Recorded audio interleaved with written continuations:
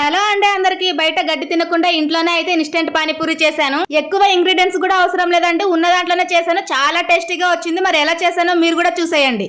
పచ్చిమిర్చి, మిరియాలు, లవంగా, కొత్తిమీర మిక్సీ పట్టుకున్నాను. ఇప్పుడు వేడివేడిగా ఉన్న నూనెలో పానీపూరి చిప్స్ ని వేయించాను. ఈ ఇన్స్టెంట్ పానీపూరి చిప్స్ కేవలం 1/4 కేజీ 30 రూపాయలేనండి. ఇప్పుడు నానబెట్టుకున్న చింతపండు గుజ్జు నీళ్ళను ఒక గిన్నెలోకి వడబోసుకోవాలి. అలాగే ఇందులోకి మిక్సీ పట్టుకున్న పచ్చిమిర్చి పేస్ట్ ని వేసుకుంటున్నాను. మిక్స్డ్ పానీపూరి మసాలా అని వస్తుంది. మీరు ఏ కంపెనీదైనా వాడండి. టేస్ట్ కి అడ్జస్ట్ చేసుకొని వేసుకోవాలండి. 1 స్పూన్ అయితే సరిపోతుంది. ఇప్పుడు ఉడకపెట్టుకున్న ఆలుగడ్డలోకి కారం, ఉప్పు, పానీపూరి మసాలా వేసి మొత్తం మిక్స్ చేసుకోవాలి. ఈ విధంగా కలుపుకొని పక్కన పెట్టేసుకున్నాక పానీపూరి చిప్స్ కి బొక్కలు పెట్టుకొని ఈ ఆలుగడ్డ మిశ్రమం అలాగే కట్ చేసుకున్న పచ్చి ఉల్లిపాయ ముక్కలు కూడా పెట్టుకోవాలి ఇందులోకి. ఇప్పుడు అసలైన మ్యాజిక్ డ్రై పానీపూరి టేస్ట్ చూద్దాం అనేసి పెరుగు అయితే వేసుకొని తిన్నానండి. టేస్ట్ అయితే నిజంగానే బాగుందండి. కాకపోతే పెరుగు నచ్చని వాళ్ళు ఉంటారు కదా, అలాంటి వాళ్ళు మామూలు పానీపూరి చేసుకొని తింటేనే బాగుంటుంది. నాకైతే 2 కూడా బాగున్నాయి. ఇలా తిన్నాక సన్నకారాలు వేయడం మర్చిపోయాను అనేసి మళ్ళీ 10 రూపాయల ప్యాకెట్ తెచ్చి దీని మీద సన్నకారాలు అయితే వేసుకొని తిన్నాను. ఫైనల్ గా నిజంగా అండి పానీపూరి అంటే ఇంట్లో ఇలాగే చేసుకొని తినాలనిపిస్తుంది. ఒక్కసారి ట్రై చేయండి ఈ ఇన్స్టెంట్ పానీపూరిని. బయట తినాలి అనే ఆలోచన అస్సలు రాదు. జస్ట్ 10 మినిట్స్ టైం పడుతుందండి ఇది చేసుకోవడానికి. వీడియో నచ్చితే చిన్న లైక్ చేసి సబ్స్క్రైబ్ చేయండి. Thank you.